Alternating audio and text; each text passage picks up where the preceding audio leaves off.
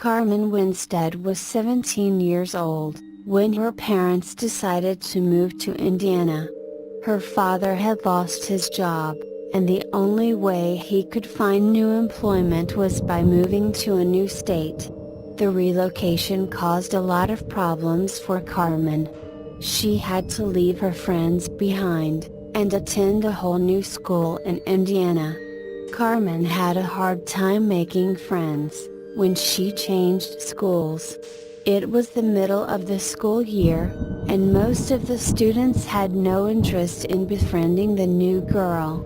Initially, she spent many days alone, walking from class to class without speaking to anyone, but she eventually started hanging around with a group of 5 other girls. Carmen thought these girls were her friends, but it wasn't long before she discovered that they had been talking about her, behind her back, and spreading vile rumors. When she confronted them, the girls turned on her, and began bullying her every day, making her life a misery. They started out calling her names, but then the bullying got much worse. One day, she left her school books in the classroom at break time. When she returned, she found someone had taken a Sharpie and written dirty words all over her books. Another day, she opened her bag and discovered someone had poured yogurt all over the insides. Sometimes, she would come to school and find her locker had been vandalized. The final straw came when she put on her coat at recess and found that someone had stuffed dog poop in her pockets. There and then, Carmen decided that she couldn't take the bullying any longer. She planned to stay behind that evening, after school, and tell her teacher what had been happening. Unfortunately, her decision came too late to save her life.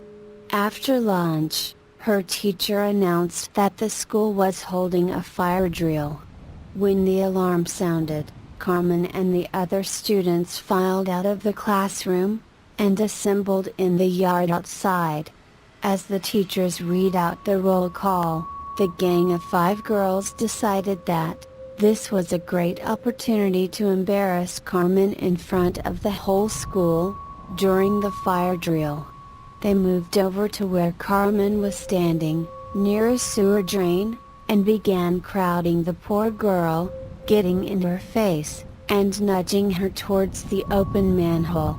They pushed her and she tripped over, and fell headfirst down the manhole. When they saw her falling, the girls started giggling, and when Carmen's name was called out, they shouted she's down in the sewer. All of the other students began laughing.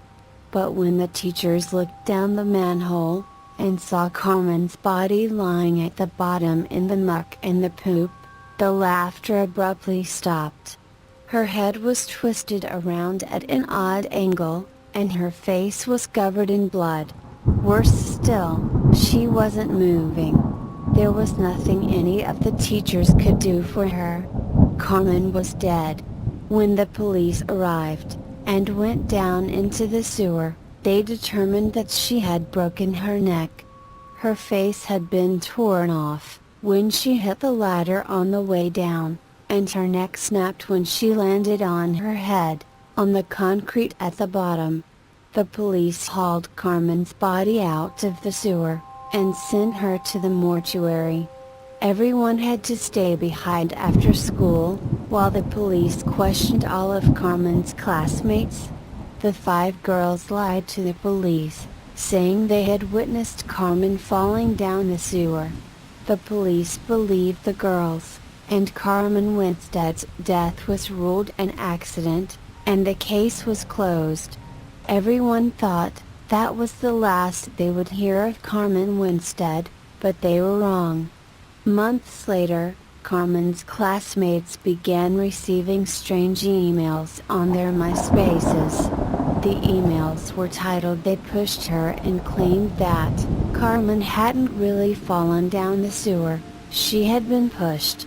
The emails also warned that the guilty people should own up and take responsibility for their crime. If they didn't, there would be horrible consequences. Most people dismissed the emails as a hoax, but others were not so sure.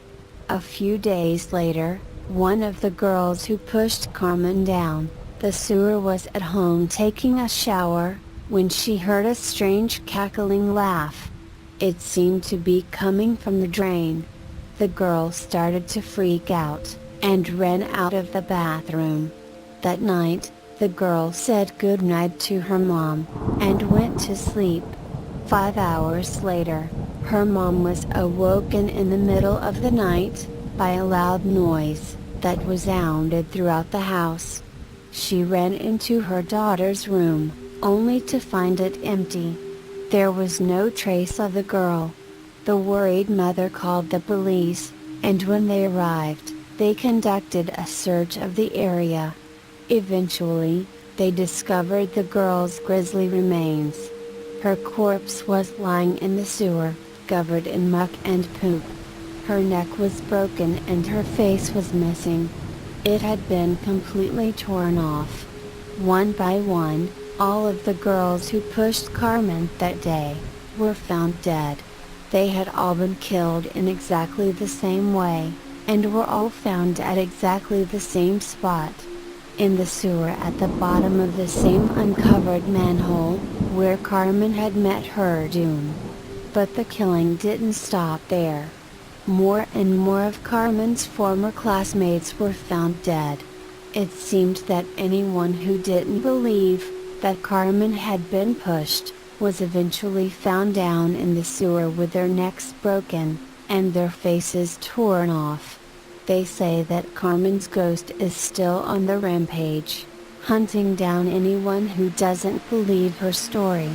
According to the legend, Carmen will get you, whether it's from a toilet, a shower, a sink or a drain. When you go to sleep, you'll wake up in the sewer, in complete darkness, paralyzed, unable to move, hearing cackling laughter all around you. Then, as you scream in horror, Carmen will come and tear your face off. So be careful who you bully, because you just might find yourself on the receiving end of the curse of Carmen Winstead.